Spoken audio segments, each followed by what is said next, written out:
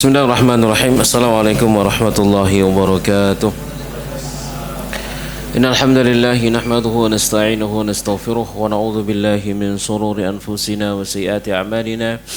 May yahdihillahu fala mudilla lahu wa may yudlil fala hadiya lahu. Asyhadu an la ilaha illallah wahdahu la syarika lahu wa asyhadu anna Muhammadan abduhu wa rasuluhu. Allahumma shalli wa sallim ala nabiyyina Muhammadin wa ala alihi wa sahbihi ajma'in. يا أيها الذين آمنوا اتقوا الله حق تقاته ولا تموتن إلا وأنتم مسلمون أما بعد فإن أصدق الحديث كتاب الله وخير الهدي هدي محمد صلى الله عليه وعلى آله وسلم وشر الأمور محدثاتها وكل محدثة بدعة وكل بدعة ضلالة وكل ضلالة في النار. Jamaah sekalian rahimani wa rahmakumullahu ta'ala. Alhamdulillah, segala puji bagi Allah, salawat serta salam semoga senantiasa tercurah kepada Nabi kita Nabi Muhammad sallallahu alaihi wa ala alihi wasallam. Bersyukur kita kepada Allah subhanahu wa ta'ala di pagi hari yang berbahagia ini kembali kita bisa hadir di majelis yang mubarak ini, di kajian rutin kita pembahasan kitab Al-Wajiz fi Fiqh Sunnah wal Kitabil Aziz karya Syekh Abdul Azim bin Badawi Al-Khalafi hafizahullahu ta'ala, yang kita sekarang ada pada pembahasan Kitabul Buyu', ya jual beli, pembahasan tentang jual beli sampai dalam pembahasan jual beli at-taqsid, yakni jual beli kredit, yang kemarin kita jelaskan pertemuan yang terakhir, ya masih belum selesai ya, masih ingat ya? Pertemuan terakhir kita membahas ini belum selesai, di mana telah kita bahas pada pertemuan sebelumnya, jamaah sekalian rahimani wa rahmakumullahu ta'ala, tentang definisi daripada model jual beli, definisi dan model daripada jual beli. Lalu kita bahas jual beli ditinjau dari segi kontan dan utang. Ya, yang kontan jelas nih, utang ya jelas. Kemudian kita dibahas definisi bai'ut taqsid, definisi apa itu jual beli kredit. Ya, nanti silakan dilihat kembali catatannya dan rekamannya ya. Lalu perbedaan jual beli kredit dengan jual beli lainnya, ini juga kita bahas. Lalu kita bahas juga bai'u al-ajil, bai' al-ajil, bai' yang ditunda ya pembayarannya. Kemudian ada bai' al-inah. Ya, kita bahas tentang bai' al-inah, jual beli inah ya. Yang ini adalah haram yang telah kita jelaskan pada pertemuan yang sebelumnya. Jamaah sekalian rahimani rahimakumullahu taala. Lalu kita juga bahas perbedaan antara bai'ut taqsid dengan bai'ul inah. Perbedaan antara jual beli kredit dengan jual beli inah. Betul ya? Masih ingat? Taib. Itu telah kita bahas. Jamaah sekalian rahmani wa rahmakumullahu ta'ala. Kemudian kita telah bahas juga tentang bai'ut tawarruq ya, yang jual beli sistemnya hampir sama dengan jual beli kredit ya, yaitu ayyashtariya as-sil'ata bi thamanin mu'ajjalin aw muqsatin thumma yabi'uha li akhar bi thamanin mu'ajjalin yasud 'ala an-nuqud. Seseorang beli suatu barang dengan cara dicicil atau kredit ya, kemudian ia jual kembali barang tersebut kepada orang lain secara tunai bertujuan agar ia memperoleh keuntungan ya. Jadi jual belinya pada dasarnya bukan pada barangnya tapi apa? Uangnya ya. Itu sudah kita bahas. Jamaah sekalian rahmani rahmakumullahu taala. Kemudian juga telah kita bahas hukum jual beli at-tawarruq. Ya, ada yang mengatakan dia adalah saudaranya riba ya.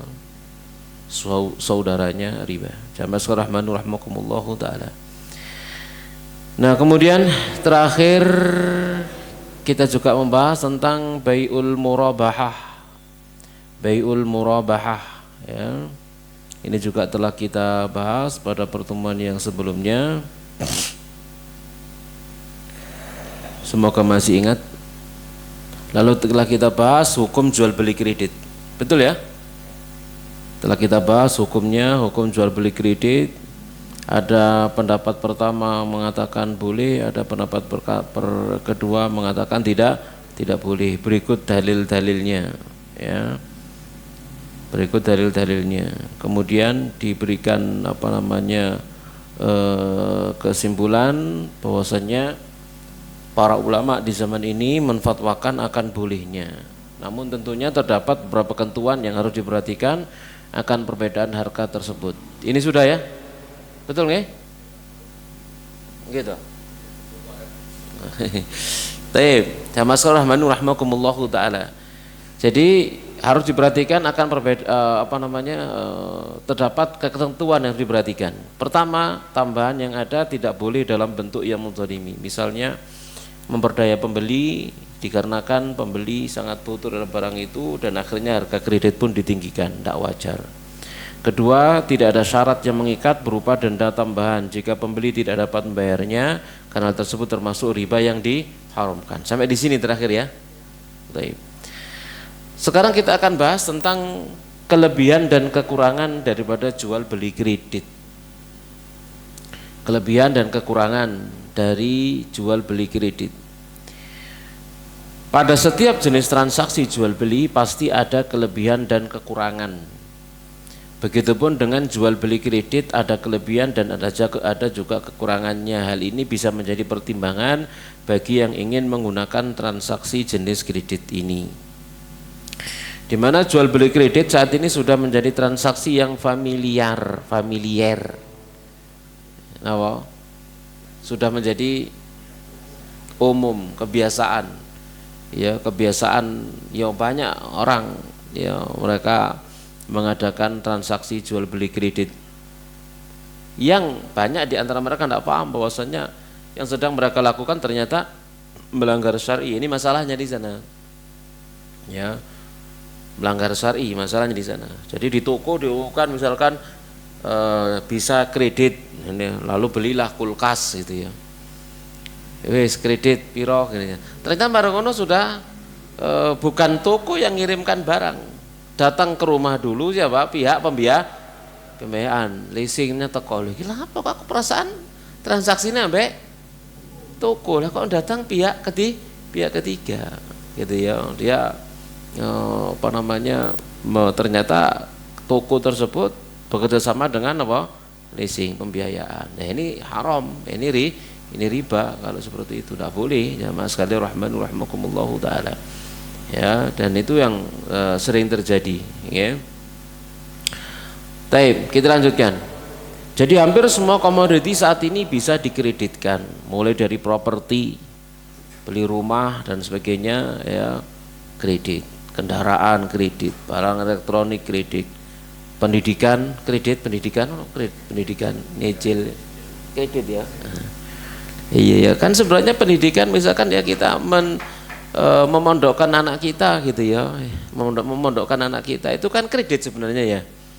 Biaya 1 tahun dicicil selama 12 bulan kan begitu. Jadi SPP itu sebenarnya kan biaya selama setahun dihitung sama pihak pesantren misalkan sekian, lalu dibagi 12 bulan dicicil selama 12 bulan begitu ya. Itu aslinya seperti itu gitu ya. Kadang juga ada itu wali santri itu tatkala bulan-bulan terakhir begitu ya kan ganok pelajaran gak melbu prai ini kan libur dan masa libur bayar iya apa karepe ya. Jadi itu paket selama satu tahun gitu ya, liburan gak gelem bayarnya. Ini kezaliman namanya ya. Baik, pendidikan, kesehatan pun demikian. Kesehatan ono kreditnya kesehatan itu untuk kredit itu asuransi urunan ya. Baik, kita nggak bahas BPJS ya. BPJS itu negara cari untung atau cari rugi sebenarnya?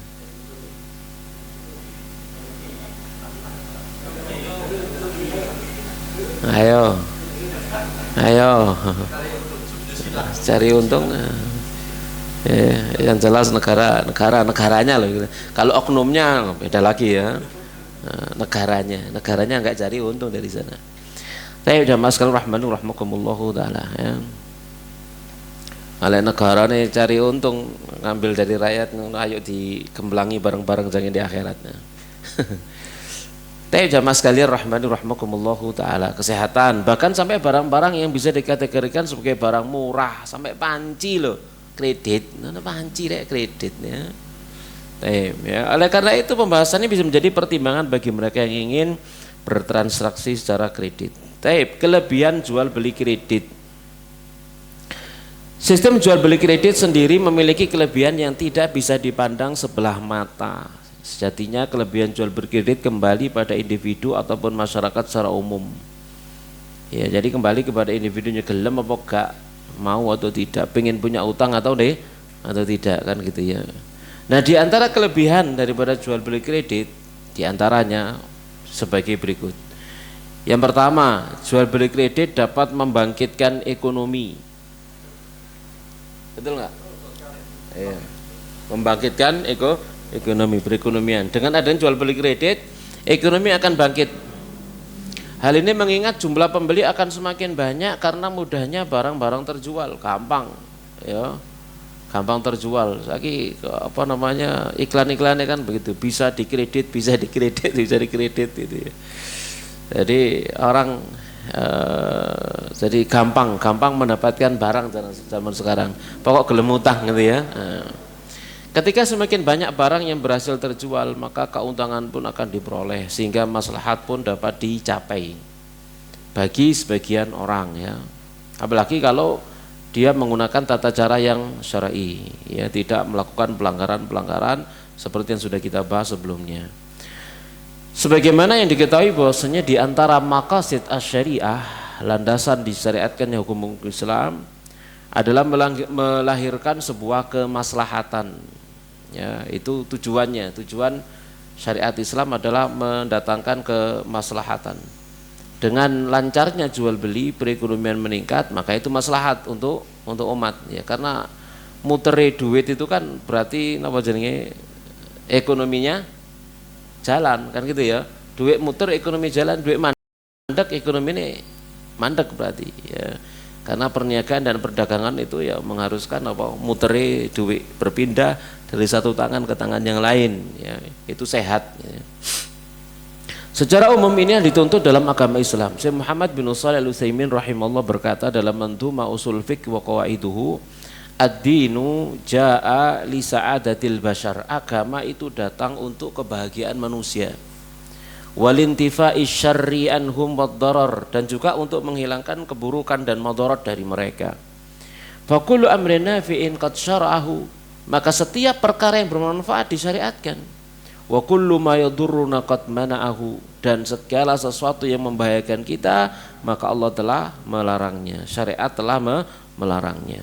Gitu. Jadi apa yang manfaat disyariatkan, apa yang manfaat dibolehkan, apa yang tidak manfaat atau madarat dilarang.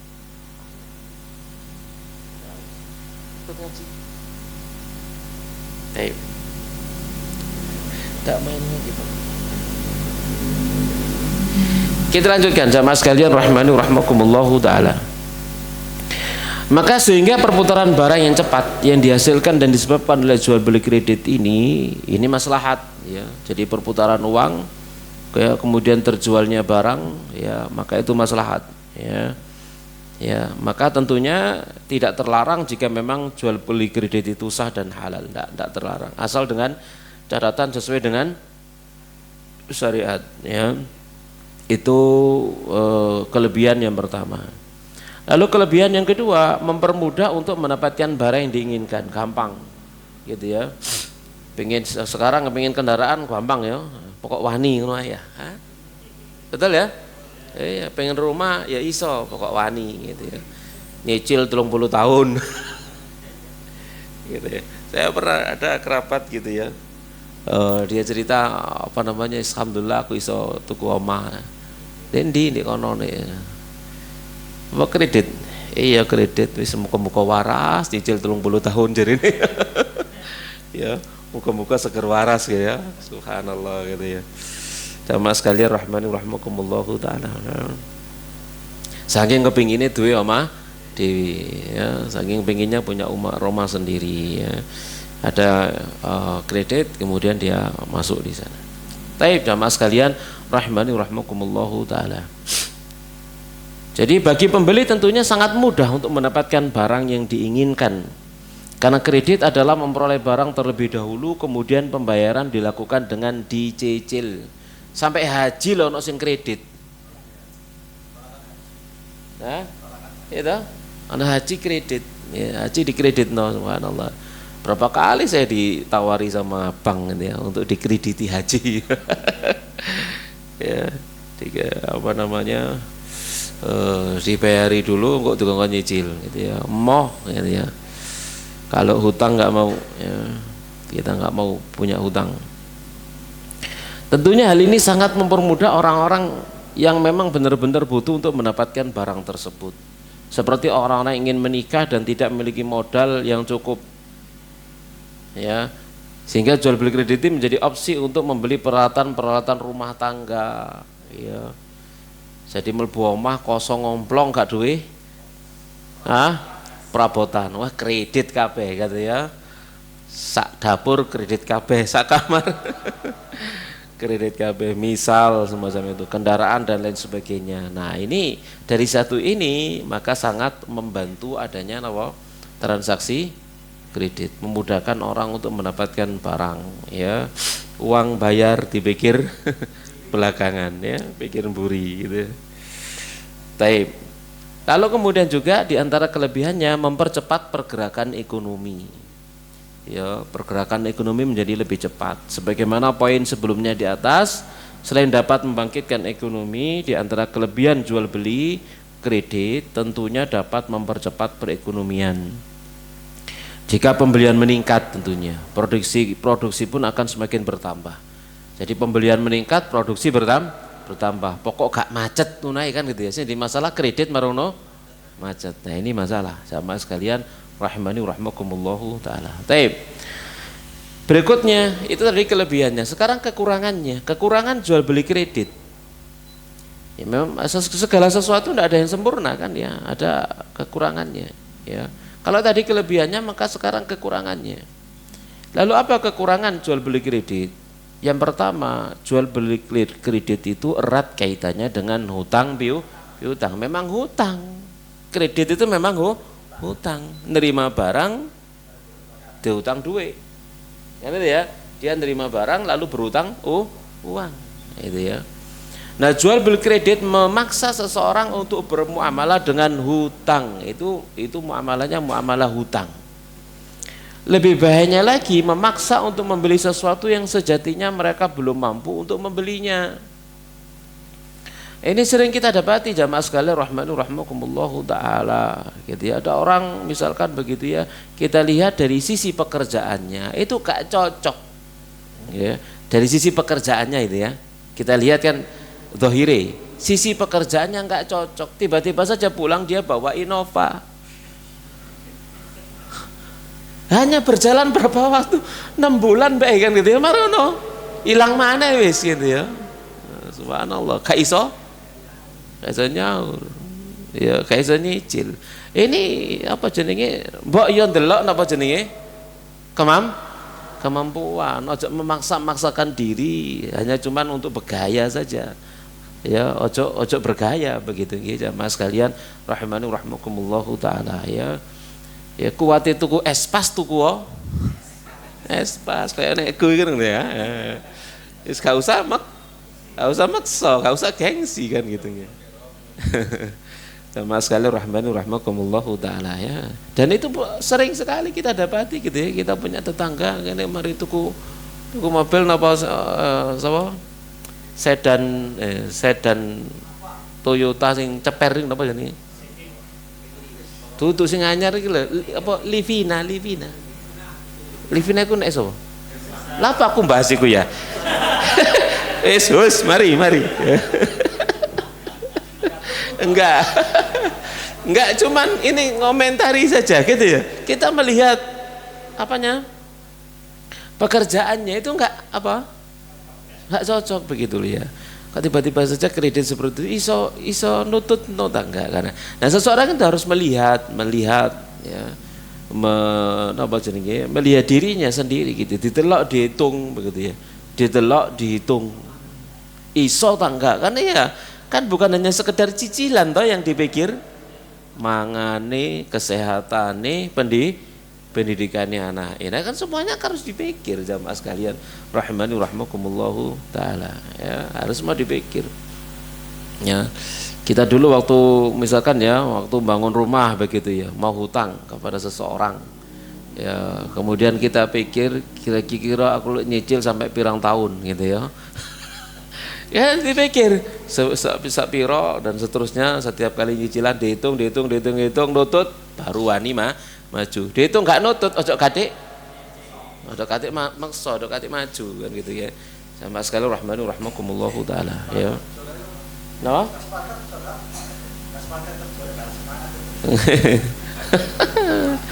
Iya enggak. Iya kerja tapi sing anteng. Tenangan ngono ya, nek kerja mikir utang ya wis. Enggak usah gitu ya. Jamaah sekali rahmani rahmakumullahu taala ya. Jadi kalau misalkan perhitungannya itu mateng gitu ya, enak nyebut kayak ya enak sebenarnya enak. Tapi kalau enggak mateng diburu-buru, waduh gak oleh sakmene saiki opo tok ae iku nggarai setruk durung wayahe. Ya. Tapi jamaah sekalian rahmanu rahmakumullahu taala ya. Jadi jangan memaksa untuk membeli sesuatu yang jadinya mereka belum mampu untuk membelinya. Karena belum mampu untuk membeli, mereka pun tidak mampu untuk bayar atau melunasinya, jadinya kredit macet. Ini macet ini merusak perekonomian ini. Aku dunia muter malah mandek gak muter kan itu ya. Dan Nabi SAW sangat tegas dalam masalah hutang ini. Beliau bersabda, innar rajula idza gharama, seseorang itu jika dia berhutang itu haddasa ya, dia berbicara fakadzaba lalu dusta, wa wa'ada berjanji fa akhlafa lalu mengingkari. Iki wis gawane wong utang ngono wis. Goro belenjani janji wis iku wis gawane wong utang. Kalau dia tidak bertakwa kepada, betul enggak? Iya. Goro belenjani janji wis ngono wis. Gitu ya. Padahal dua dosa ini, dua kadzab wa akhlafa ini tanda-tanda munafik, dan itu minal kabirah, termasuk dosa besar. Ya, termasuk dosa besar ini. Ini tanda nifak loh ini. Ini dosa besar. Dusta sama belenjani janji dosa besar. Gitu ya.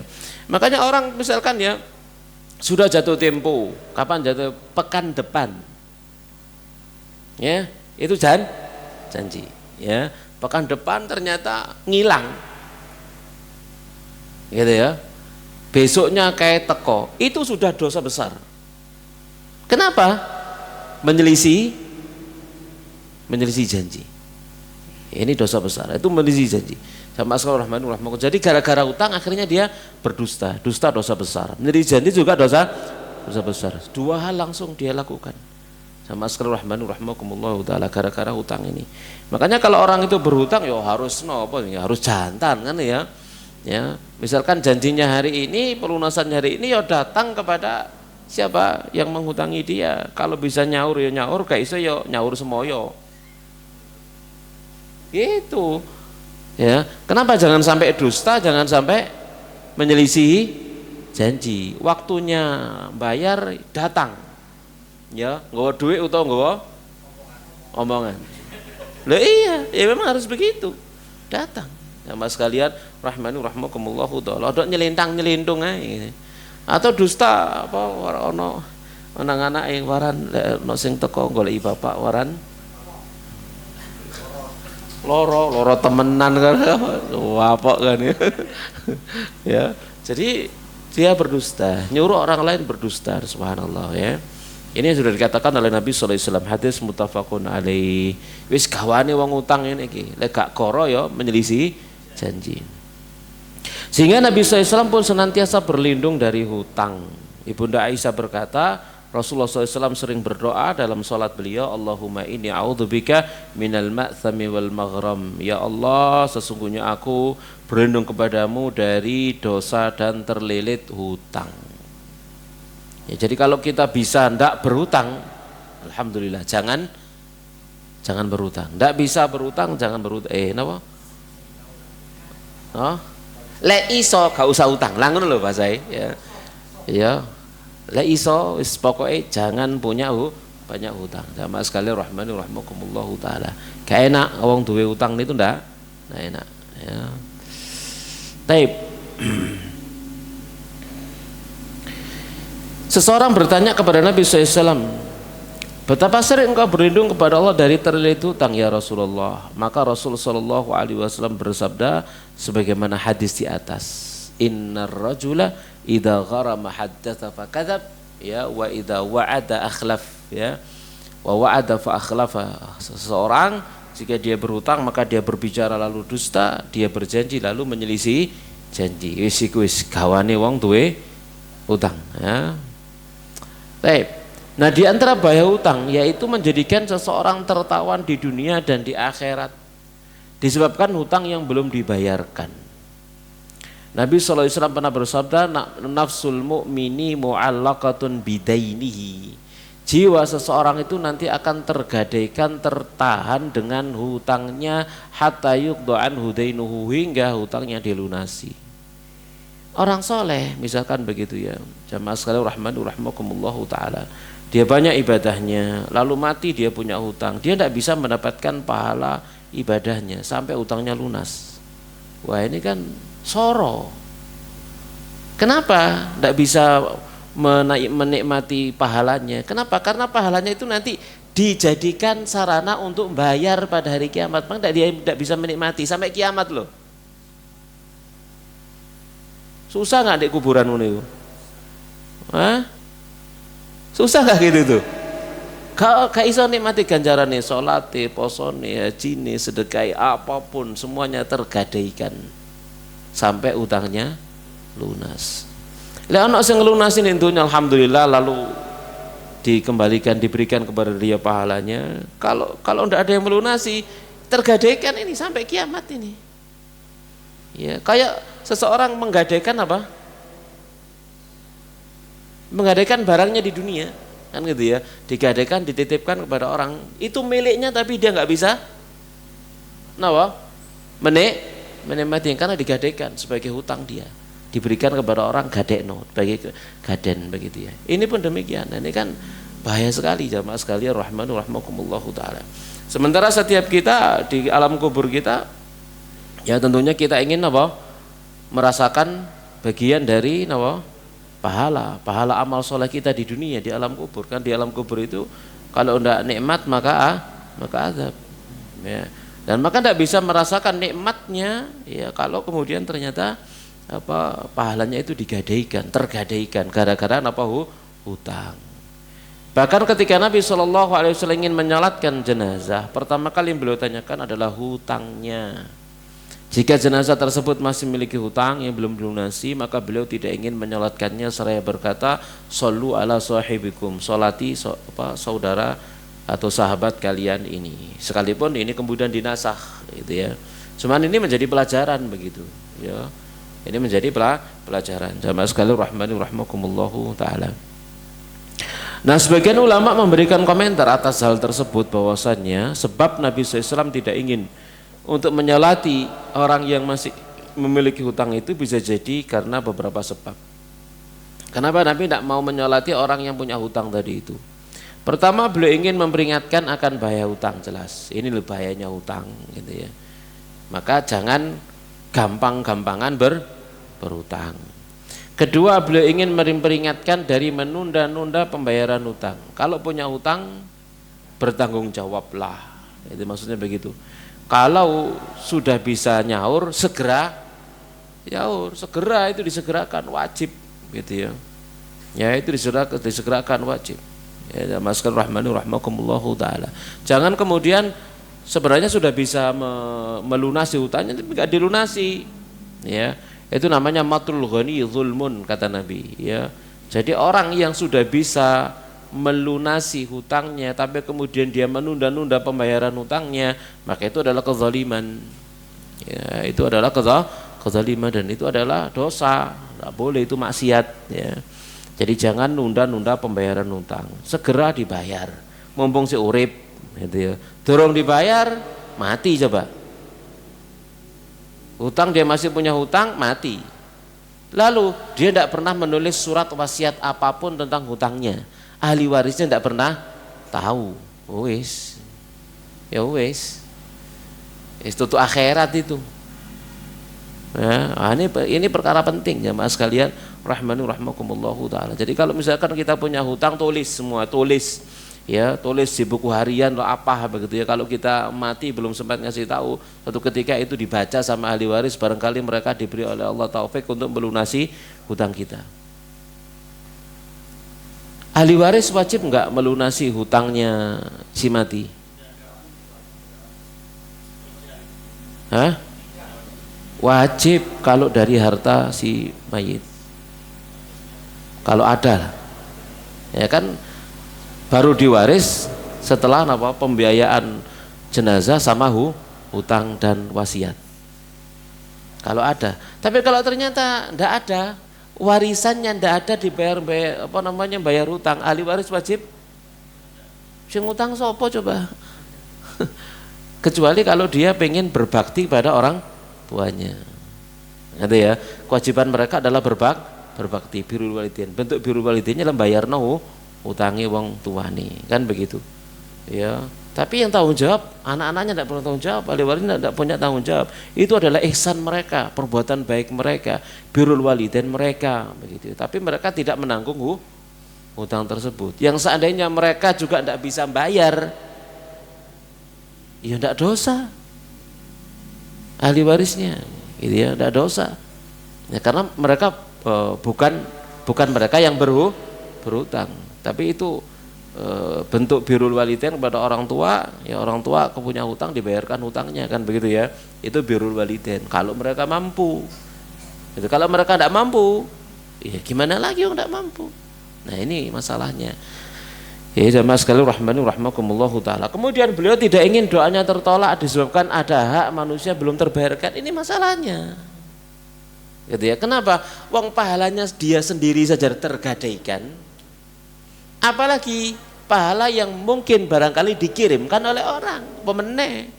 Amal awake dhewe tergadaikan, apalagi amal orang lain. Ini masalahnya jamaah sekalian rahmani rahmakumullahu taala. Ya. Oleh karena itu bagi yang ingin jual beli kredit, silakan untuk pikir kembali. Nah, ini masalahnya gitu ya.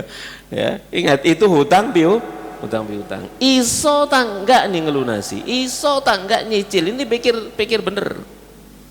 Ya, kalau masalah hukum boleh, halal, tapi pikir ini mas. Iso nggak nyicil, sesuai dengan kemampuan ndak? Ya, begitu. Apakah barang yang ingin dibeli betul-betul dibutuhkan? Kadang-kadang nggak berjanji, tuku panci cuma dipasang, gak digawe pelas gitu ya. Misal begitu ya. Apakah saya mampu untuk membayarnya? Sehingga jangan sampai tertipu oleh iming-iming kredit yang menggiurkan di awal, DP 0, nah gitu ya. Betul ya? DP 0 gitu ya. Jadi jangan tertipu iming-iming tersebut ya. Namun di kemudian hari akan menyesal karena sulit untuk membayarnya, sehingga timbullah dosa-dosa yang lain seperti berbohong, menipu dan lain sebagainya ya. Yang secara tidak langsung jual beli kredit pada sebagian keadaan mengajarkan agar seorang bergaya lebih di atas kemampuannya. Ini kadang kita dapati seperti itu, fenomena jamaah sekalian rahimani rahmakumullahu taala. Fenomena apa? Gak bayar SPP. Ini di tempat saya loh ya, tempat saya. Gak bayar SPP sampai berbulan-bulan gak bayar. Padahal tiap hari anaknya dijemput mobil, coba.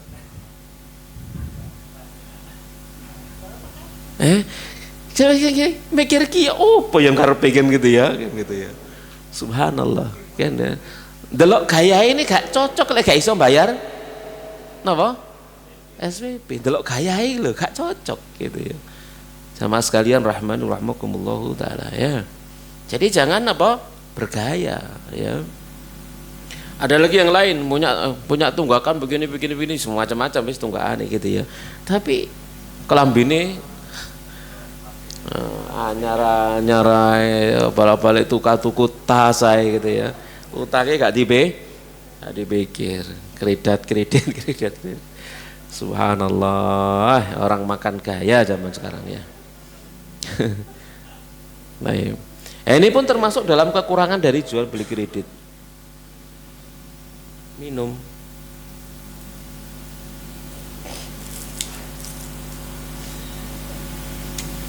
Saya duduk. Kita lanjutkan. Jamaah sekalian rahimanur-rahimakumullah taala ya. Jadi ini kekurangan dari jual beli kredit. Ketika sudah demikian, seorang akan berusaha berutang untuk memuaskan keinginannya sehingga tidak peduli lagi akan nominal yang dihutanginya. Wis gak peduli wis kadung seneng napa kredit dipikir mburi ya. Jamaah sekalian rahimanur-rahimakumullah taala. Bahkan untuk membayar pelunasan kredit dengan kredit ya, kali lopang tutup lopang. Jadi untuk melunasi sini kredit sini, dapat barang dijual buat melunasi ini kan gitu ya. Kredit sana ini dijual begitu modelnya. Jamaah sekalian rahimanur-rahimakumullah taala. Jadi hidup untuk hutang dan nyaur hutang, subhanallah ya. Gak enak seperti itu ya. Mangan gak enak, turu gak enak. Nah, nggih. Jadi ambaan itu muni utang, kredit, nyaur. Ya. Baik. Kita lanjutkan. Eratnya jual beli kredit dengan riba. Nah, ini masalah juga. Ya, yaitu kekurangan daripada kredit, yaitu erat dengan riba di zaman sekarang loh ya. Ya, erat dengan riba. Banyak sekali apa jenenge kredit itu yang tidak mengindahkan aturan-aturan syar'i sehingga kemudian ada riba di dalamnya. Bisa dikatakan demikian karena hampir semua kredit yang ada sekarang tidak lepas dari riba. Kendati disebut dengan sebutan lain seperti bunga, biaya administrasi, ya, nama malih dan lainnya ya, apa administrasi lah, apa jenenge penalti, iya, kini pengen ngelunasi, dilunasi, oh no. Penalti, subhanallah gitu ya, penalti ngomong riba gitu ya, riba sakmene diganti napa penalti niku riba. Jamaah sekalian rahimani rahimakumullah taala ya. Jadi pakai nama-nama lain ya, istilah-istilah yang lain gitu ya, agar banyak manusia yang terkelabui dari transaksi yang sejatinya Allah dan Rasulnya telah melarang keras darinya ya. Karena seorang muslim dituntut untuk cerdas dalam bertransaksi dan bermuamalah.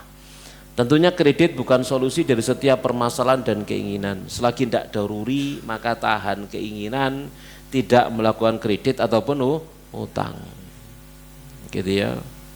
Sebisa mungkin kita tidak berhutang. Jamaah sekalian rahimani rahimakumullah, sebisa mungkin ya. Kalau toh kemudian harus berhutang ya berhutang, tapi ingat jangan sampai ada apa riba di dalamnya ya. Belilah jika memang kita betul-betul mampu untuk membeli ya, benar-benar mampu dan butuh. Jangan sampai kita membebani diri dengan sesuatu yang diri kita tidak mampu untuk menyelesaikannya. Nah, sekarang apa saja syarat-syarat jual beli kredit? Tentunya dalam masalah akad muamalah, jamaah sekalian rahimani rahimakumullah, syarat memiliki urgensi tersendiri. Jadi ada syarat yang harus terpenuhi. Ini penting. Karena jika syarat-syarat pada satu akad muamalah tidak terpenuhi, hal itu akan berisiko terhadap keberkahan akad tersebut dan kehalalannya, kan gitu ya. Bahkan sangat mempengaruhi keabsahannya dari satu akad muamalah itu. Jadi berkaitan dengan keberkahan, keabsahan, halal dan haramnya. Ya, maka syarat ini perkara yang sangat penting. Maka mengingat bahwasannya jual beli kredit adalah salah satu dari jenis jual beli, maka semua syarat akad jual beli harus terpenuhi padanya. Nah, terdapat 7 syarat jual beli secara umum. 1, adanya keridhaan atau kerelaan antara kedua belah pihak. Ridho, tarodi, saling ridho di antara keduanya, pihak pembeli dan penjual. Pihak napa istilahnya sing kredit kali sing mengkredit itu istilahnya napa saniki? Kreditur. Sing ana turu-ture lho, Pak. Debitur, kreditur. Jadi dua pihak ini starodi. Yang kedua, pihak yang berakad adalah orang yang layak untuk bertransaksi, berarti mukallaf. Ya, sudah layak untuk bertransaksi, berakal, mukallaf gitu loh. Anak kecil tidak boleh kredit. Ya, anak kecil tidak boleh. Ya, syaratnya nih ya layak untuk bertransaksi. Yang ketiga, barang yang ditransaksikan adalah barang yang mubah, minimal mubah, dan tidak ada keharaman padanya. Jadi mubah, jamaah sekalian rahmani rahmakumullahu taala. Ya, barang mubah. Berarti barang haram tidak boleh. Contoh apa? Kredit piano, biola, gitar, alat musik, nah, oleh semua. Ya, kenapa? Karena sepakat ya para ulama dalam 4 mazhab itu muharram semua, diharamkan. Ya, bahkan kerusakan yang terjadi padanya itu tidak ada penggantian. Tidak ada penggantian. Yang keempat, barang tersebut adalah milik pihak yang berakad, yakni penjual, atau dia diizinkan oleh pemilik barang untuk menjualnya, jadi wakilnya. Ya, wakilnya. Ya, jadi barang itu sah milik penjual.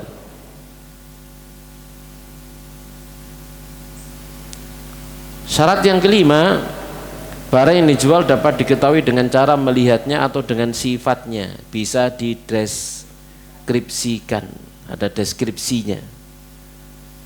Ya, napa saniki jenenge napa jenenge ngoten ku jenenge? Lek tuku laptop ngono napa tuku speknya detail disebutkan. Saisi-isine. Yang keenam, harga dari barang tersebut dapat diketahui dengan jelas, harganya jelas. Dan yang ketujuh, adanya kemampuan untuk menyerahkan barang yang diakadkan. Jadi ada serah terima barang dari penjual ke pembeli. Nah, syarat-syarat di atas tadi itu berkaitan dengan jual beli secara umum.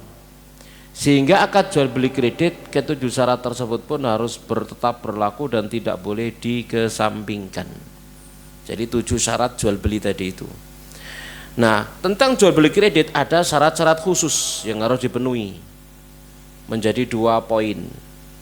Poin pertama, syarat-syarat yang berkaitan dengan iwat, nah ini nominal dan barangnya. Dan syarat kedua, syarat yang berkaitan dengan ajal, jangka waktu atau jatuh temponya. Ya, jamaah sekalian rahmani rahmakumullahu taala. Jadi ada tambahan. Yang pertama, syarat-syarat yang berkaitan dengan iwat, ya, yaitu nominal dan barangnya. Maksud poin ini adalah syarat yang berkaitan dengan nilai jual beli dan barangnya. Dalam hal ini jual beli kredit memiliki syarat-syarat khusus dibanding dengan jual beli secara umum. Syarat pertama, tidak adanya riba pada nominal dan barang yang berjual belikan. Itu iwat, syarat pertama, tidak ada riba. Tidak ada apa? Riba. Ya. Dikarenakan jual beli kredit terdapat jangka waktu tertentu, maka disyaratkan agar tidak adanya riba dalam transaksi tersebut. Ribanya itu apa? Fadlun khalin an ibadin bimi'yarin syar'iyyin masyrutin li ahadil muta'aqidaini fil mu'awadati, tambahan yang kosong dari imbalan pengganti dengan standar syar'i yang disyaratkan untuk salah satu pihak yang berakad muawadhah tukar menukar. Ya di antara contohnya adalah apa? Dendam misalkan itu ya. Telat bayar ono dendai. Ini riba. Kenapa? Dia mengeluarkan uang kosong, tidak punya apa? Kalau balen. Harusnya mengeluarkan uang dia dapat apa? Nah gitu loh ya. Dia nggak dapat apa-apa. Ya. Yakni riba adalah satu tambahan yang tidak adanya timbal balik dari keberadaan tambahan tersebut. Ya. Dan tambahan ini dihukumi oleh Allah Subhanahu wa taala dan Rasulnya sebagai tambahan yang haram. Dan inilah yang dinamakan dengan riba. Allah Subhanahu wa taala berfirman, "Ya ayyuhalladzina amanu taqullaha wa dharu ma baqiya minar riba." Wahai orang yang beriman, bertakwalah kalian kepada Allah, tinggalkan sisa riba. Ya. In kuntum mu'minina, kalau kalian beriman. Fa illam taf'alu, kalau kalian tidak melakukannya, tidak mau meninggalkan riba, fa'dzanu biharbin minallah wa rasulih. Umumkan perang ya dari Allah dan Rasulnya. Wa in tubtum falakum ru'usu amwalikum, kalau kalian tobat bagi kalian modal harta kalian, la tadzlimuna wa la tudzlamun. Kalian tidak berbuat zalim dan kalian tidak terzalimi. Ya jamaah sekalian rahimani wa rahmakumullahu taala. Begitupun terdapat banyak hadis dari Nabi Shallallahu Alaihi Wasallam yang menunjukkan akan haramnya riba. Oleh karena itu berhati-hati dalam transaksi jual beli kredit yang tentunya sangat erat kaitannya dengan riba. Zaman sekarang, jamaah sekalian rahimani wa rahmakumullahu taala. Ya. Mereka yang tidak bertakwa kepada Allah Subhanahu wa taala mencari keuntungan dengan apa? Kredit ini. Ya, mencari keuntungan kredit ini sekalipun harus dengan apa? Mengambil riba. Ya. Terdapat banyak transaksi yang bersifat jual beli kredit, namun ternyata di sana ada riba terselubung. Ya, sangat-sangat samar dan tidak disebut sebagai riba. Mereka menamakannya dengan nama-nama yang lainnya. Dikaburkan agar manusia tidak sadar bahwa transaksi tersebut adalah transaksi riba. Ya, mengingat saat ini kebanyakan kaum muslimin sudah paham dengan hakikat jual beli riba, bahkan tidak sedikit dari kaum muslimin yang paham dan mengerti terkait dengan istilah yang mereka gunakan seperti bunga, dipakai istilah-istilah yang lain. Ya, dipakai apa? Istilah yang lain, administrasi lah, tadi itu ya. Macam-macam istilahnya sekarang. Namun lagi-lagi bagaimana caranya mereka mengelabui dan mengaburkan pandangan kaum muslimin dari riba dengan menyebutnya sebagai administrasi, floating dan lain sebagainya.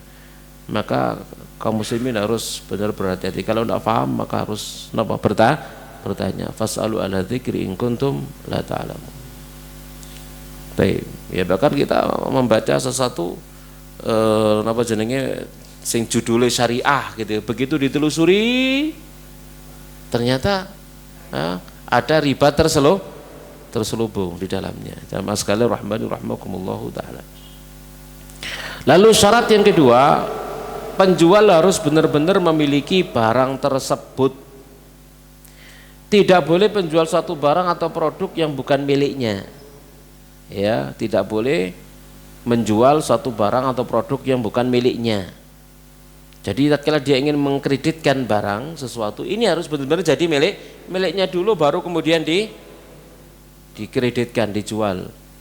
Nah, dalil terkait dengan hal ini bermacam-macam, di antaranya hadis Hakim bin Hizam. Misalkan Nabi bersabda kepada dia, la tabi' ma laysa indak, kamu jangan jual apa yang bukan milikmu. Jangan jual apa yang bukan milikmu. Nah, ceritanya begini, suatu ketika Hakim bin Hizam didatangi oleh seorang minta untuk dicarikan suatu barang. Namun ketika itu barang yang diinginkan tidak ada di tangan Hakim. Maka Hakim bergegas menuju pasar untuk mencari barang tersebut dan membelinya. Setelah itu Hakim pun menjual kepada orang tadi. Kemudian bertanyalah Hakim kepada Nabi SAW dan Nabi pun menjawab dengan ucapan beliau di atas. Ya, sehingga hadis di atas menjadi pondasi dasar akan jual beli kredit, yaitu tidak boleh bagi penyedia kredit untuk menjual barang yang belum dimiliki. ya untuk menjual barang yang belum dimiliki. Ya.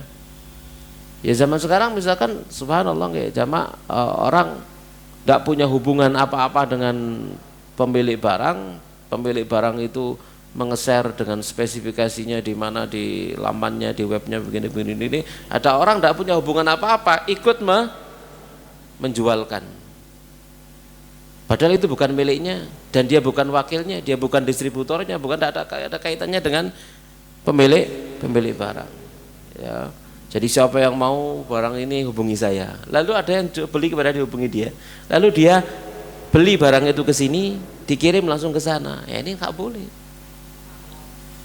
Ya ini tidak boleh. Dia menjual yang bukan miliknya. Dia sendiri tidak pernah terima barang itu. Ya, dia tidak pernah terima barang itu. Dia hanya sekedar lewat begitu saja ke sana. Tidak pernah terima barang itu. Jamaah sekalian rahmani rahmakumullah taala. Yang kalau seandainya ada cacat pada barang itu, yang bertanggung jawab siapa? Seharusnya kan ini, tapi enggak ini yang itu. Jadi ruwet, banyak kedzaliman di dalamnya. Jamaah sekalian rahmani rahmakumullah taala. Jadi itu enggak boleh yang demikian ya. Kemudian jamaah sekalian rahmani rahmakumullah taala. Jadi ini menjadi fondasi dasar bagi jual beli kredit. Jadi tidak boleh bagi penyedia kredit untuk menjual barang yang belum dimiliki. Realitanya dapat terlihat dalam praktek jual beli kredit. Seringkali pihak penyedia belum atau bahkan tidak memiliki barang yang ingin dikreditkan. Sebagai contoh, A ingin membeli rumah dengan cara kredit. Kemudian ia datang ke penyedia layanan kredit. Penyedia layanan kredit pun membelikan rumah untuk A kepada pihak penjual rumah, yakni developer, secara tunai dan tanpa ada serah terima. Setelah itu pihak penyedia kredit memberikan rumah kepada A dan A mengangsur rumah tersebut kepada penyedia kredit sampai waktu yang ditentukan. Di mana pada transaksi ini hakikatnya adalah penyedia kredit memberi utang kepada A, lalu A membayar utangnya dengan nilai yang lebih tinggi. Selisih ini hakikatnya adalah riba. Kenapa? Karena yang dijual belikan pada dasarnya bukan rumahnya tapi uangnya. Ya. Pada dasarnya adalah uangnya, bukan apa? Bukan rumahnya. Ya. Akad seperti ini juga tidak diperbolehkan karena pihak penyedia kredit menjual barang yang belum benar-benar menjadi miliknya. Kenapa? Belum ada serah terima barang. Sehingga akad-akad transaksi seperti ini sudah semestinya dijauhi. Bahkan mungkin sertifikatnya belum keluar, kan gitu ya. Atas namanya siapa coba, kan gitu ya. Atas nama pemilik kredit atau atas nama pembeli? Ayo, atas nama pembeli, berarti pembeli beli dari mana? Developer, dibiayai sama bank tadi itu, leasing tadi itu, ya itu riba namanya. Jadi kalau dari bagaimana penyedia tadi itu, kredit tadi itu beli rumah ke sana sudah atas nama dia, kan gitu ya, misalkan begitu ya, sudah beli serah terima barang dan sebagainya, kemudian diberikan kepada dijual lagi. Nah begitu. Sama sekali rahmani rahmakumullahu taala ya. Ini sing angel ini sing angel. Angel ini.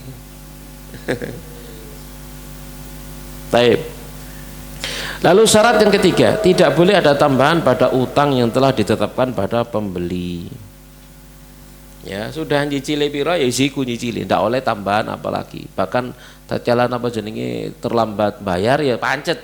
Ndak boleh ada tambahan.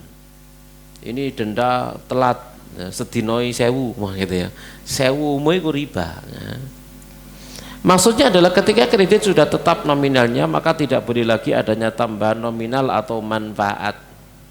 Ya, tentunya ini adalah syarat dasar dalam jual beli kredit. Utang sudah ditetapkan tidak boleh bertambah seiring berjalannya waktu. Tidak boleh bertambah. Ya, tetap konstan.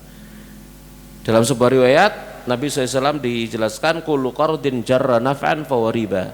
Setiap utang yang mengalir manfaatnya maka itu riba. Setiap utang yang mengalir manfaatnya itu riba. Contoh, ada orang berutang kepada kita, lalu dia nggadekkan sepeda motor. Ayo, diapakno sepeda motor ini?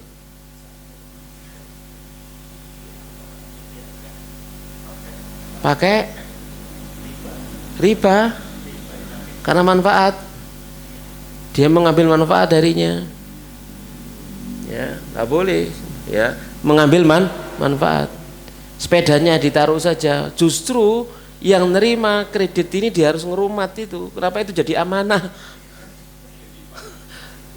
Titipan, bukan memanfaatkannya. Amanah apa manasi? Iya kan? Betul nggak? Lek gak mau titipan, biro ternyata gak iso bayar utang sama 3 tahun. Sepeda motor gak tau diuripi 3 tahun. Coba ya apa? Udah mesin. Rusak, maka dia punya kewajiban untuk manasi. Tatkala dia manasi, mesti dia nanti beli bensin. Nah, tatkala dia beli bensin, dia boleh memakai sekedar untuk tujuan memanasi. Ya manasi, ya tuku bensin memang ya. Kalau zaman kayak touring nggak boleh. Kayak safar nggak boleh. Kayak ngojek pemenang. Lek zaman kayak ngojek berarti sewa, harus bayar kepada pemilik motor. Nah begitu maksudnya. Pokoknya tidak boleh mengambil manfaat. Tidak boleh mengambil manfaat. Ada orang misalkan apa jenenge menggadekno sapi perah. Ya napa? Waduh digadekno sapi. Digadekno sapi berarti sing nrimo gaden kudu ngingoni. Kan gitu ya? Ya kudu ngarit malian. Kan gitu ya? Maka tadi dia sudah ngarit ngingoni. Enggak, boleh dia memerah susunya. Boleh dia memerah susunya. Kenapa? Itu upah ngarit. Anak susu boleh dia memerah susunya, mengambil air susunya, karena itu upah dia napa ngarit.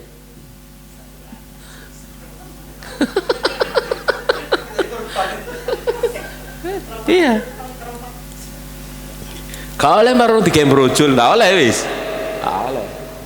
Ya, dia hanya bisa mengambil manfaat itu dari apa yang dia berikan kepada dia, kan begitu, gitu. Ya, jadi enggak nah ya, jadi segala hutang yang mengalir manfaat maka dia riba. Baik. Contoh misalkan punya saudara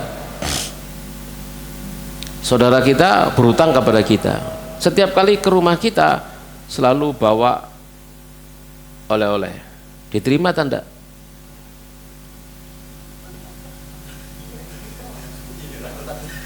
Terus apa nih gak kenal orang nyindir? Ya, boleh nggak kira-kira? Boleh nggak? Jadi ada saudara kita berhutang kepada kita. Setiap kali dia datang ke rumah kita selalu bawa oleh-oleh. Boleh diterima? Apa? Kalau misalkannya sebelum dia punya hutang itu lek teko gak tahu nggawa apa-apa. Begitu dia hutang malah saiki teko nggawa apa-apa, haram, ndak boleh. Tapi kalau sebelum beliau hutang, memang kalau ke rumah kita selalu bawa apa ya gak apa-apa, iki berarti gak ono kaitannya ambek hutang, enggak masalah. Paham di sini?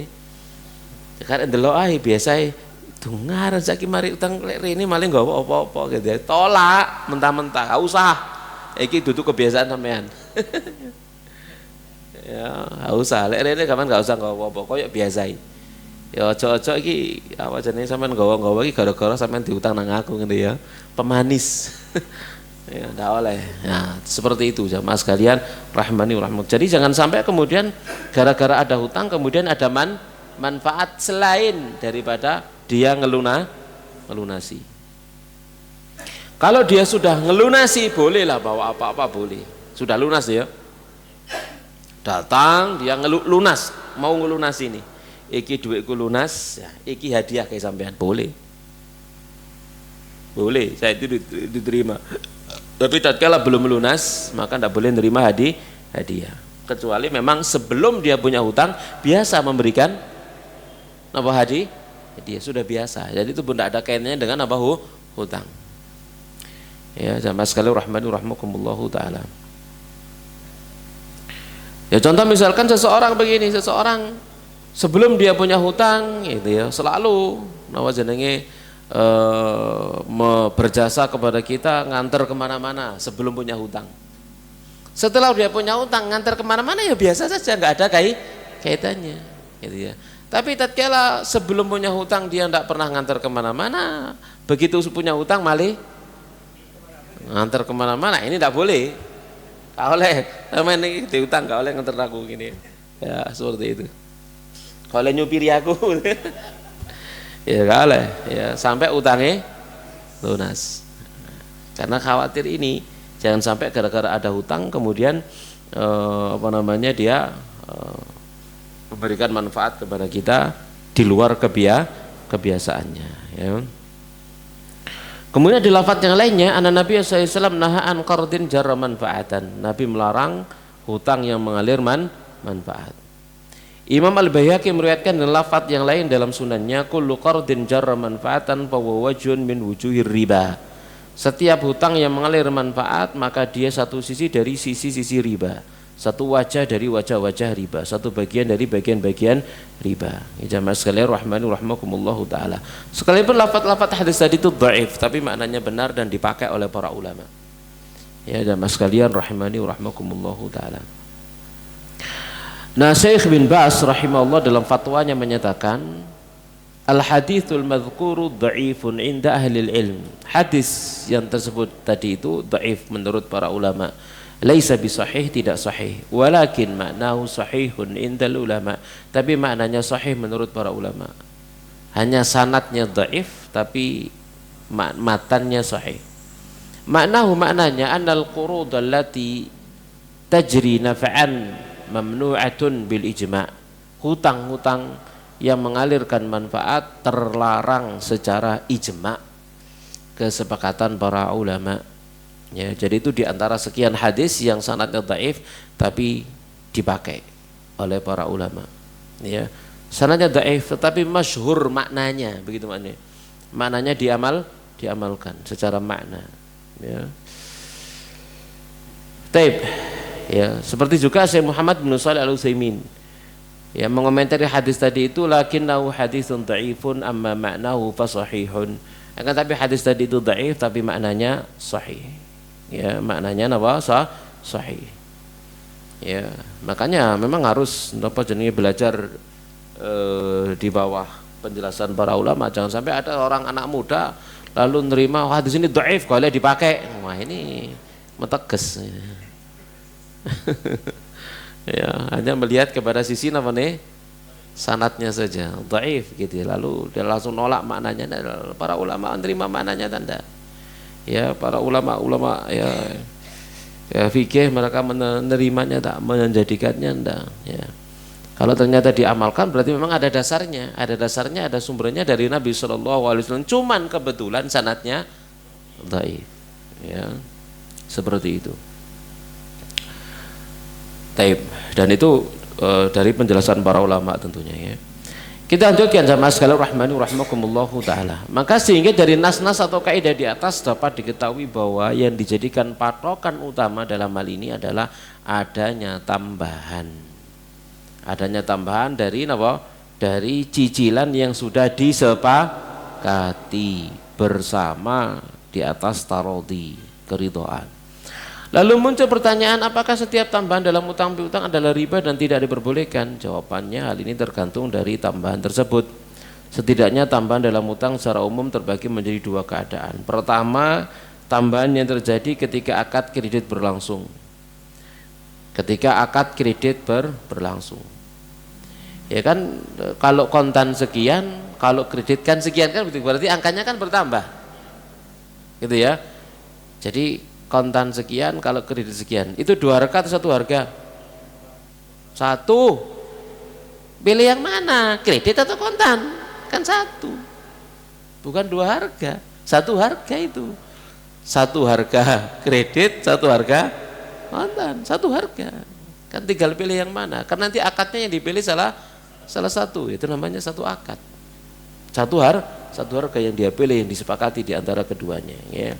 Jamaah sekalian rahmani rahimakumullahu taala. Dari keadaan pertama ini terbagi menjadi beberapa jenis. Tambahan yang menguntungkan pengutang dan dijadikan sebagai syarat ketika akad akan berlangsung. Sebagai contoh, A memberikan hutang kepada B sebesar 100 juta rupiah. A memberikan hutang kepada B 100 juta rupiah dengan syarat B memberikan mobilnya untuk digunakan A selama 1 tahun. Maka syarat semacam ini tidak boleh karena ada manfaat. Tidak boleh karena ada manfaat.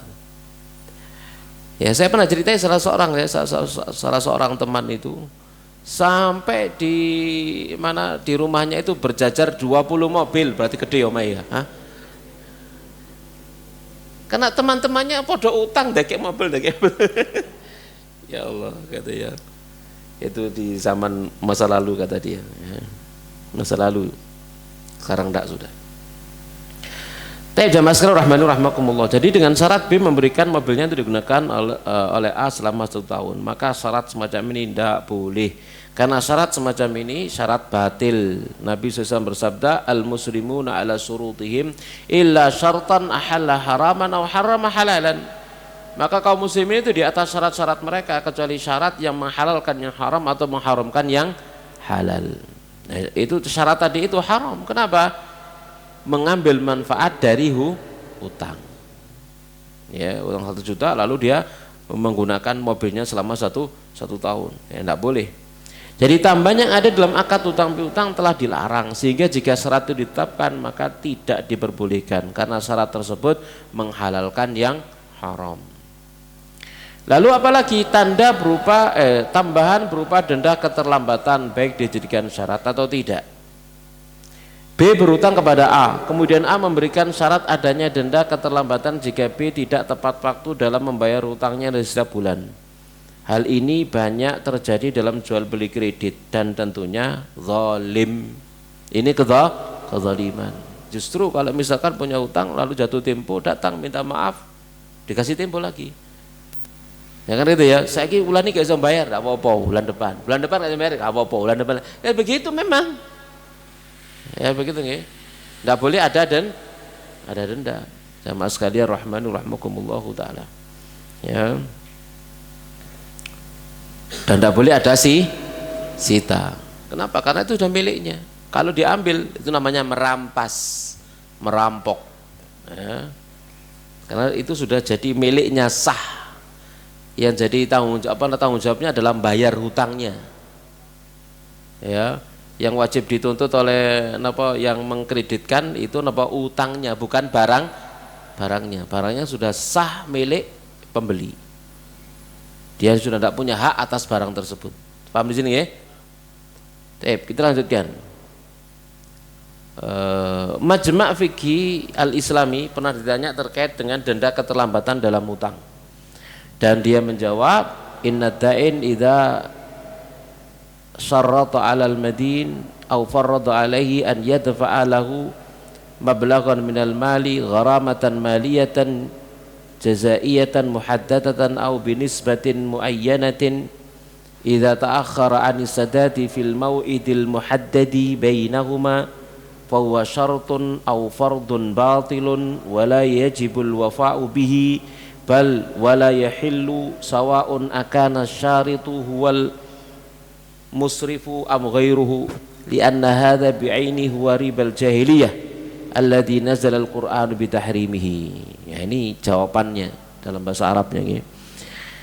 Jadi sesungguhnya jika seorang kreditur pemberi pinjaman mensyaratkan kepada debitur peminjam atau membebankan kepadanya untuk membayar jumlah uang sebagai denda tertentu atau dengan barang tertentu, jika ia terlambat membayar pada waktu yang telah disepakati antara keduanya, maka syarat atau pembebanan ini adalah batil, tidak sah, batil, tidak wajib untuk dipenuhi, bahkan tidak halal baik yang mensyaratkan itu adalah bank atau pihak lain, karena ini adalah riba jahiliyah yang persis sama dengan yang diharamkan oleh Al-Quran. Tidak boleh ada nama denda, sama sekali. Kemudian tambahan yang menguntungkan pengutang tanpa syarat di awal akad, namun terjadi ketika akad sedang berlangsung. Sebagai contoh, B berutang kepada A tanpa ada syarat apapun, namun setelah berjalannya waktu A minta B untuk menambah beberapa persen dari utangnya. Jelas hal ini tidak diperbolehkan, bahkan ini lebih zalim dibandingkan tambahan dengan syarat di awal akad.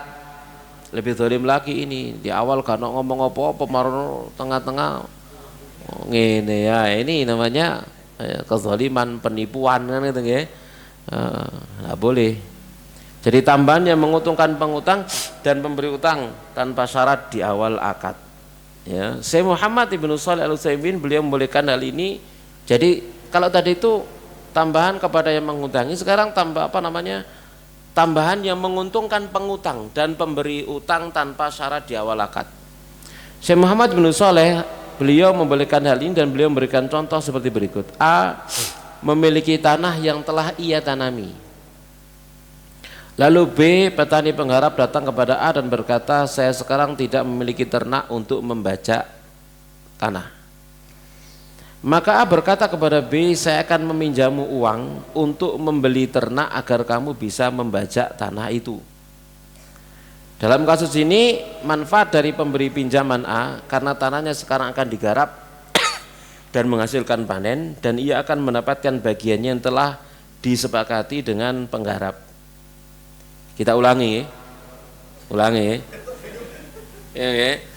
Jadi A memiliki tanah yang telah ia tanami, lalu B, yakni petani penggarap, datang kepada A dan berkata, ini yang garap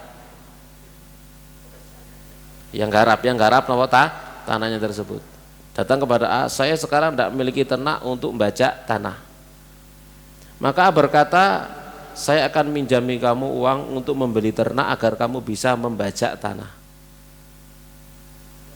Tak tukokno sapi, kan gitu ya, utang, tak utangi duit, cek awakmu bisa tuku sapi. Lalu sapi tadi digunakan untuk apa? Itu kan sudah memang pekerjaannya, kan gitu ya. Artinya apa? Kedua belah pihak dapat untung. Si B mang gak duwe sapi, malih duwe sapi untuk meringankan pekerjaan dia membajak tanah. Pemilik tanah untung, kenapa? Pekerjaan jadi cepet, soalnya gawe sapi. Nah begitu maksudnya. Jadi untungnya pada dua belah pihak. Jadi tidak ada yang dirugikan di antara keduanya, semuanya untung. Yang mengutangi untung, yang diutangi juga untung. Maka ini boleh karena tidak ada madarat sama sekali di dalamnya. Jadi dua belah pihak saling teruntungi, bener ya? Ya, saling teruntungi. Semua bener bukan di KBBI, penting paham omongan gue ya. Kita lanjutkan sama sekalian rahmani rahmakumullahu taala ya.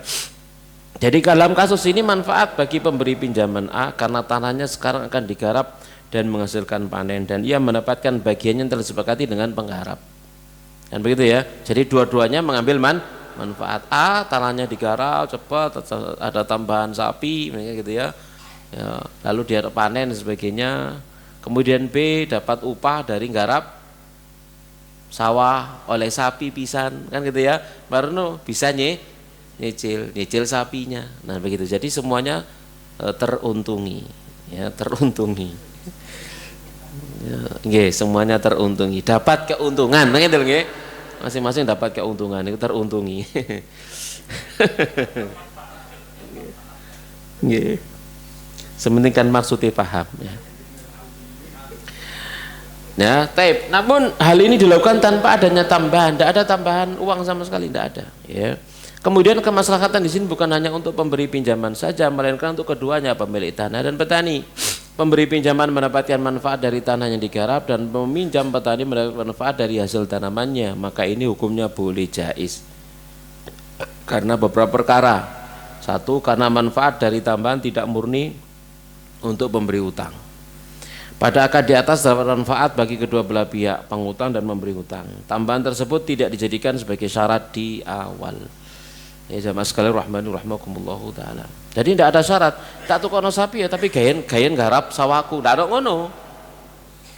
Karena memang itu pekerjaannya gitu ya. Pekerjaannya memang dia itu disewa kan begitu ya. Sekarang kan apa jenenge nyewa apa? Ngupah pekerja garap sawah. Ya dia punya sapi ya mesti digawe sapi ini kayak garap sawah itu sudah menjadi ya umumnya ngono memang. Duit traktor yang gawe traktor, duit sapi yang gawe sapi kan gitu ya.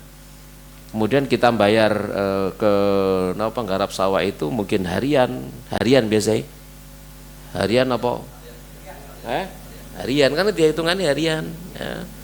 Seperti itu jamaah sekalian rahimakumullah taala. Baik. Kemudian perkara yang kedua, sambil niki, samono rek. Kedua tambahan terjadi ketika akad kredit selesai tanpa ada syarat di awal akad. Kedua tambahan terjadi ketika akad kredit selesai tanpa ada syarat di awal akad.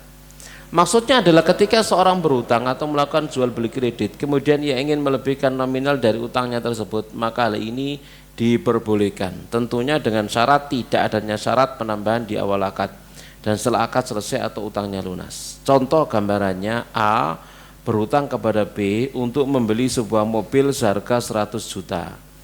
A mencicil kepada B selama 10 bulan dengan nominal 10 juta setiap bulannya. Tersisalah bulan terakhir. A ingin membayar cicilan terakhirnya sebesar 10 juta. Namun A berinisiatif untuk melebihkan nominalnya untuk B menjadi sebesar 11 juta rupiah. Maka hal ini diperbolehkan karena B tidak mensyaratkan adanya tambahan tersebut di awal akad dan cicilannya lunas, yaitu dibayar di akhir pelunasan. Itu inisiatif dia sendiri, ingin memberikan hadiah karena kemudahan yang diberikan oleh A. Paham sini ya? Jadi itu cicilan pertama nggak oleh, cicilan kelima, ke-9 tidak boleh, hanya boleh pada cicilan yang ke-10 terakhir tatkala sudah lunas. Dibayarkan 10 juta wis lunas ya, 10 bulan 1 juta wis lunas, utangku lunas. Iki hadiah. Nah, begitu maksudnya. Jadinya 11 juta ini hadiah. Ya, sebagai ucapan syukurku karena kamu memberikan kemudahan kepada aku selama 10 bulan ini. Kan begitu maksudnya. Paham di sini? Oh enggak oleh kayak no anakmu. Kan gitu ya. Begitu. Gak kena bapaknya dikekno anak-anak itu jeluk nenak kayak sampean disangoni piro biasanya tak sangoni 1 juta.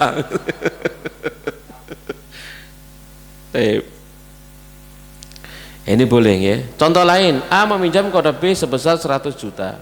Setelah lunas pembayarannya, A meminjamkan mobilnya kepada B selama 1 pekan sebagai bentuk kebaikan B yang telah meminjamkan uang. Ini juga boleh. Lunas lo ya. Lunas 100 juta lunas. Lalu iki koncine mobilku kayen saulan. Boleh. Kenapa? Tidak ada manfaat di sana dari utangnya. Ini adalah hadiah. Murni hadiah. Setelah hutangnya lunas. Boleh.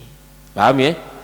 Ini diperbolehkan ya. Ini berdasarkan hadis Nabi, anna Rasulullah SAW ya istaslafa min rajulin bakran faqaddamat alaihi ibil minas sadaqah fa amara Aba Rafi an yaqdiya ar-rajula bakrahu faraja ilaihi Abu Rafi faqala lam ajid fiha illa khiyaran rubaiyan faqala a'tihi iyahu inna khiyaran nas ahsanuhum qadaan.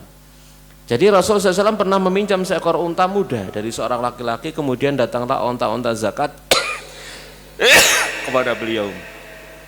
Maka beliau memerintahkan Abu Rafi untuk membayar unta tersebut kepada orang itu. Lalu Abu Rafi kembali kepada beliau dan berkata, Anda menemukan ya dari unta-unta itu kecuali yang paling baik berumur 4 tahun. Unta yang lebih baik dari yang dipinjam. Ya, sehingga harganya lebih mahal dari unta yang dipinjam. Maka Nabi bersabda, berikan padanya. Sesungguhnya sebaik-baik manusia adalah yang paling baik dalam bayar hutang. Jadi melebihkannya itu boleh. Melebihkannya itu boleh. Membayar dengan lebih baik itu boleh. Ya, lebih baik lebih banyak misalkan itu boleh. Dari inisiatif siapa? Yang berhutang. Bukan menjadi sebuah kebiasaan. Bukan sesuatu sing di angen-angen. Biasa wong kene iku lek nyaur utang api-api. Aku kok dikai apa? Ya wis iku riba wis. Ya, nek kate angen-angen ngono iku riba wis. Dienteni ngono iku riba wis ya. Arep-arep gitu ya. Jelas insyaallah nggih. Ya apa iki? Tak isan waktune sik durung mari ya. Hah? Bagian 3 Ustaz. Oh, bagian ketiga. Oke, siap misalnya. Tapi karena banyak ternyata ya ono pirang halaman sih kira. Oh, 55 ya. Tapi ya karena ngumpulkan apa namanya artikel-artikel tentang kredit ya.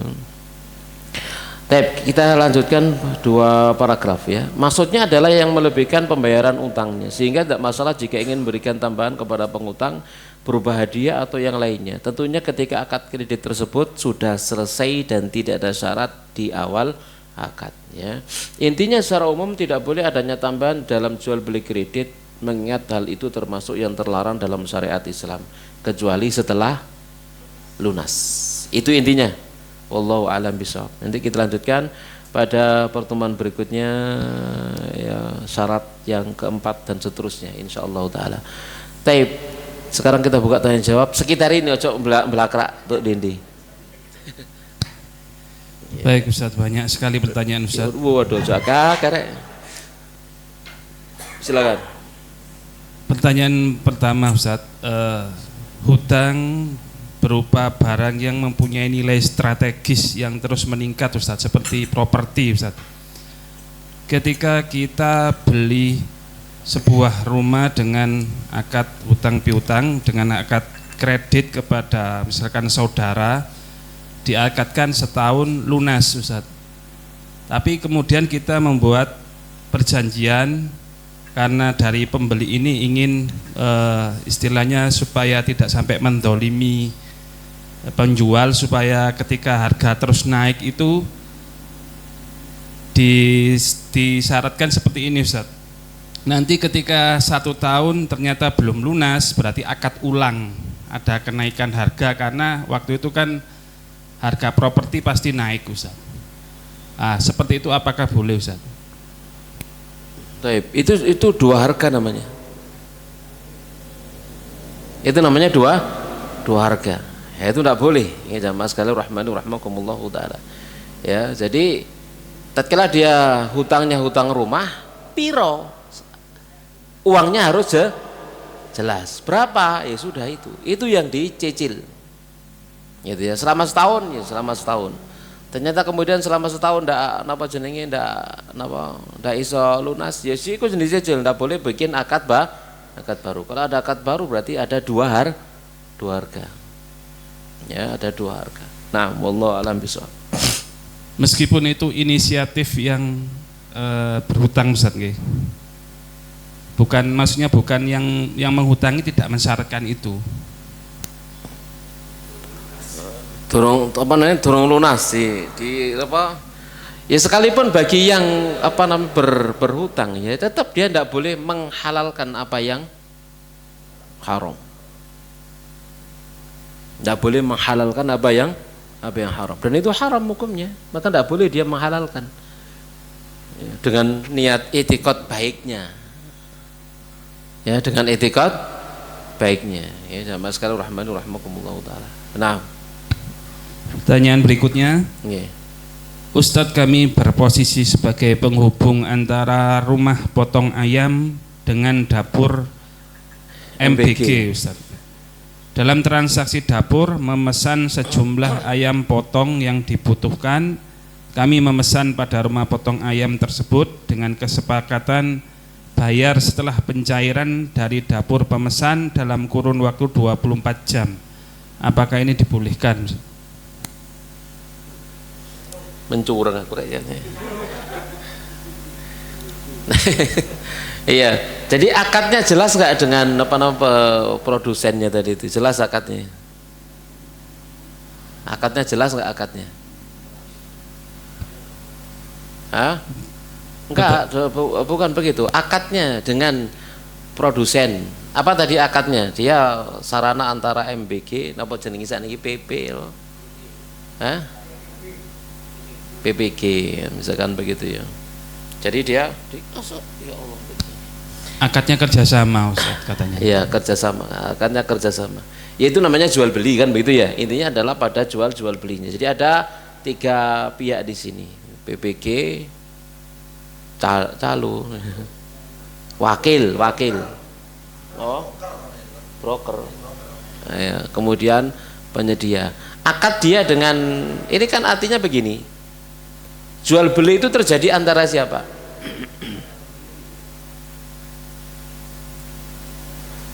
Jual beli terjadi antara siapa?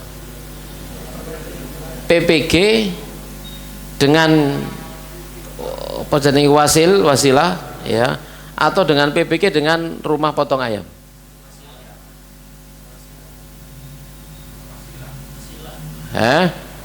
Dengan wasilah sarana di antara.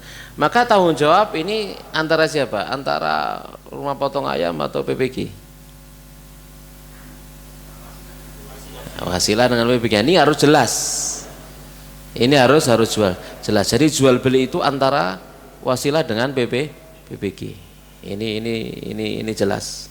Ya jamaah sekalian. Kemudian antara wasilah dengan pihak potong ayam ini juga jelas. Kan begitu ya. Ini juga apa namanya jelas. Jadi dia akadnya adalah wakil saja. Dia diizinkan untuk menjualkan barangnya. Diizinkan untuk menjualkan barangnya, sudah tahu. Diizinkan untuk menjualkan barangnya. Ya mungkin di sini dia tidak melayani PPG ini juga, yang sana. Jadi seakan-akan dia jadi nomor distributornya. Kemudian bayarnya dengan cara kredit setelah 24 jam. Ya tidak apa-apa seperti itu ya. Pokok akadnya semua jelas, tidak ada kesamaran di dalamnya. Nah, pertanyaan berikutnya Ustaz, apakah hukum Shopee affiliate? Ngerti loh, Allah alam boys. Mungkin saya gambarkan sederhana itu seperti kita jadi perantara penjualan dengan mengiklankan atau menyebarkan gitu Ustaz, ikut men-share mungkin video promosinya dan sebagainya Ustaz. Dia tak sinau mana gak ngerti aku. Bukan kan bilang ojo belah kerak kan ya. Iya. Karena butuh apa? Butuh belajar, banyak baca dan seterusnya. Masalah ini masalah pelik ya. Kemarin beberapa ya sudah lama sih saya dikirimi kitab sama Ustaz Muhammad Ali ya, bukan Abu Ibrahim ya. Dikirimi kitab tentang muamalah senang sekali. Ya apa namanya, waktunya bahas iki. Ya, jadi banyak pertanyaan, banyak permasalahan di kitab tersebut. Nah itu saya butuh sinau ya, cok. Ya aku ngomong gak iso berarti jadi gak iso kan gitu ya. Bisa jawab terus sinau berarti gitu. Nah, yang lain skip. Pertanyaan berikutnya, dalam hal transaksi yang disyaratkan harus memiliki barang tersebut sebelum dijual Ustadz, kaitannya dengan bank dan pembeli tadi yang kredit, kenyataannya di lapangan teknis balik nama itu lama dan mahal Ustadz. Sebenarnya kalau kita lihat itu hanya mengkompas saja supaya tidak terlalu banyak biaya yang timbul Ustadz.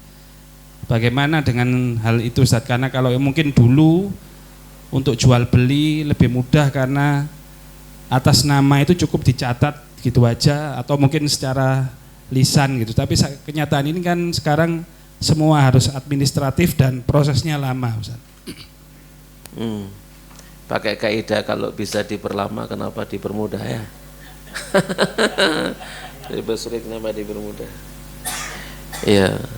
Akadnya antara siapa dengan siapa coba? Misalkan bukan dengan bank Ustaz, dengan artinya orang dengan orang biasa, tapi dengan dia baru beli tanah tapi tidak langsung dibalik nama, Ustaz. Iya. Tapi langsung dijual gitu, Ustaz. Ya enggak apa-apa. Kadang-kadang kita beli tanah atas nama masih baik biyen. Betul ya? Iya, enggak masalah, enggak apa-apa. Tapi statusnya kan sudah jadi miliknya, tinggal balik nama. Statusnya adalah miliknya dan sudah ada serah terimanya. Jadi masalah tadi yang di bank tadi itu, banknya lu kadang-kadang enggak teko rono belas. Karo napa jenenge? Keadaannya ome apa kan dia wis dituku ngono ae ya, mau difoto ban iki omamu jalani sekian rono ya. Nah ini yang jadi masalah. Sama sekali rahmatullahu taala. Jadi kalau misalkan bank itu membeli, ya datang ke sana, serah terimanya di sana. Di mana? Di tempatnya, bukan serah terimanya antara developer dengan pembeli. Siapa yang sing dodolan sapa, developer atau banknya?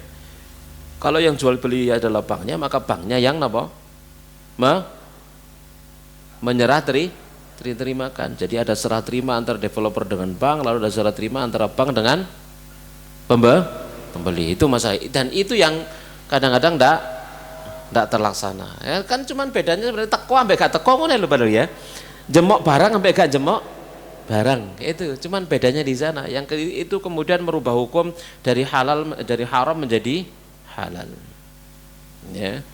Seperti itu. Sama dengan seseorang yang dia napa jenenge menawarkan menjual barang begitu ya. Langsung dia kirim dari produsen ke pembeli, ini tidak boleh kan itu. Kenapa? Itu berarti dia menjual yang bukan miliknya. Jupuk dhisik barangmu. Kan gitu ya. Kirim ke sini yang ngirim ke sana. Gitu ya. Itu untuk merubah haram jadi halal. Kan gitu ya. Kalau langsung ke sana haram, tapi kalau ke sini dulu terus ke sana halal. Ya memang ada tambahnya, mesti ada tambahan apa? Biaya itu mesti, itu konsekuensi. Kalau begitu naikkan hargamu kan begitu. Nah, gitu saja, naikkan hargamu. Ya itu perubahan dari halal menjadi haram. Haram menjadi halal. Saya juga muamalah seperti itu. Jadi ada teman di Sumatera, teman-teman gitu ya, kita ada muamalah dengan dia. Barangnya aslinya dia itu belinya di Jakarta. Barang itu di Jakarta, saya tahu itu di Jakarta. Dia tidak ngirim barang itu dari Jakarta ke Pasuruan, enggak, tapi dari Sumatera ke Pasuruan, Pak.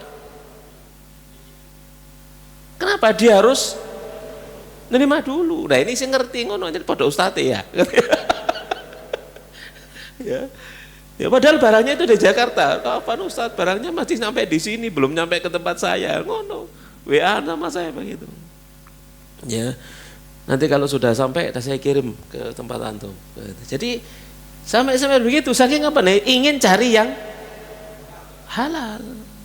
Gitu ya. Lek potong kompas kan lebih cidek. Jakarta Pasuruan kan gitu ya. Ini enggak, toko kono, toko Sumatera ya. Dikirim nang Pasuruan, padahal barang aslinya di Jakarta. Baik, sampai seperti itu. Ya. Nah. Pertanyaan berikutnya, Ustaz. Apa hikmahnya emas tidak boleh dikredit, Ustaz? Sebab emas adalah salah satu metode investasi yang aman, tapi jika langsung beli sekaligus nilainya kadang mungkin terasa berat. Yang pertama, tidak perlu kita cari hikmah. Karena napa? Innal halala bayyin wal harama bayyin. Yang halal jelas, yang haram jelas. Dan Rasulullah sudah mengharamkannya. Syarat jual beli emas itu yadan biyadin. Kontan. Mislan bimislin sama. Gitu ya, sama nilainya, kemudian kontan. Itu sudah syarat mutlak ya. Hikmahnya apa? Wis seru gak roh hikmah, pokoknya haram ngono ae ya. Ya. Ya. Kan gitu ya. Hikmahnya apa nih? Wallahu alam gitu ya.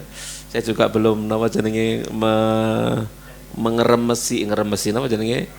Ngeramesi ya apa hikmah kan, jelas hukumnya jelas, sing halal jelas, sing haram wis jelas Ya, wallahu alam bisawab, apa hikmah sembuh gitu ya. Yang jelas apa yang diharamkan, jadi innal halala bayyin wal harama bayyin. Yang halal jelas, yang haram jelas. Dan jelas segala sesuatu yang apa namanya diberi hukum oleh Allah, haram halal misalkan, yang jelas itu, maka semua di balik itu semua mesti ada hikmahnya. Ya, akan tahu orang yang dikasih taufik oleh Allah, ya tidak tahu juga orang yang tidak dikasih taufik oleh Allah Subhanahu wa taala. Hasil jangan sampai ketidaktahuan kita akan hikmah kemudian kita menolak hukum tersebut. Jadi kalau sekarang ditanya apa hikmahnya, wallahu alam, boh sik durung ro aku gitu ya.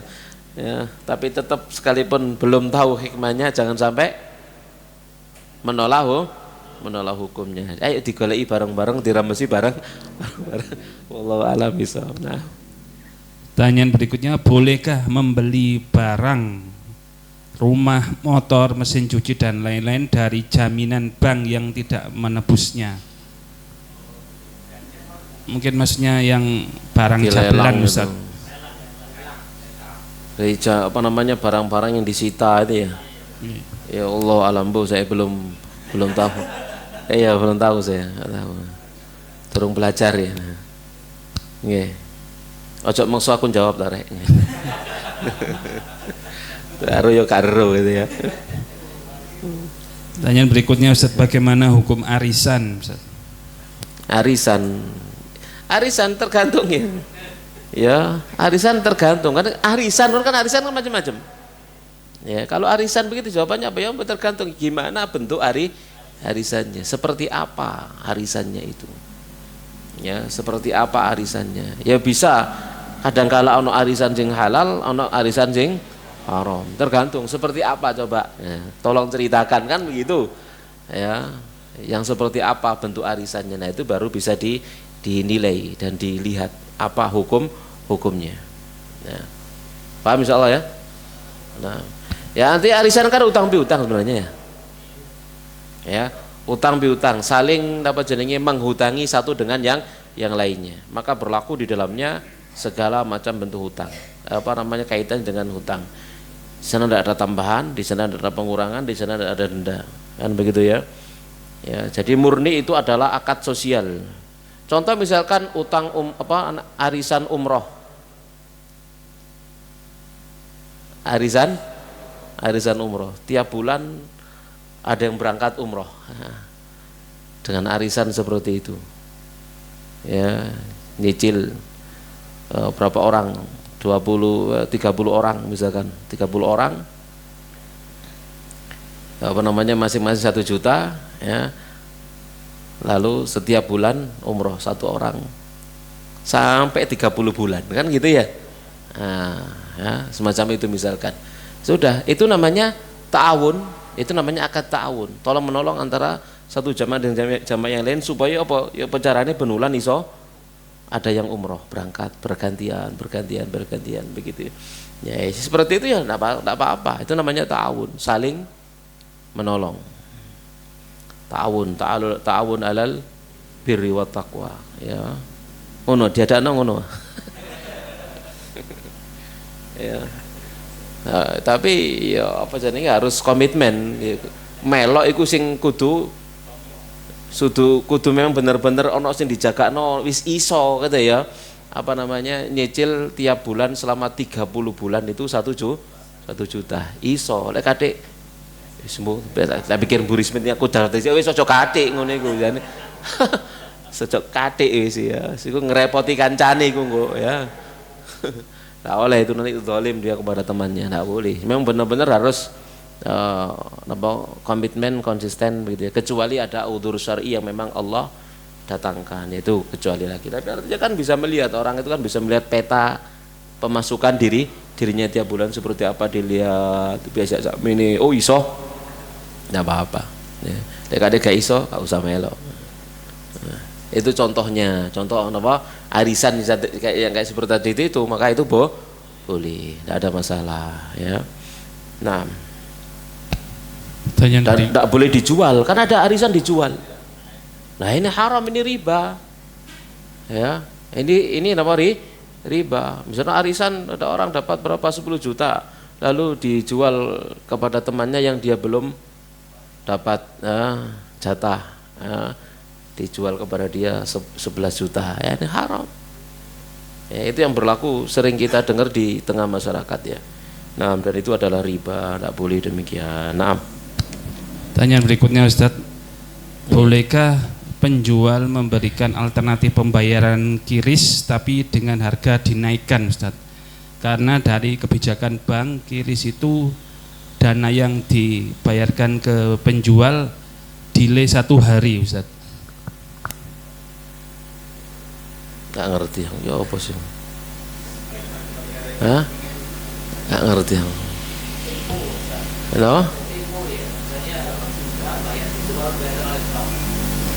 Sekarang klik saiki, besok duwe ket metu. Ngono ta? Karo apa hambo? Ah, utin.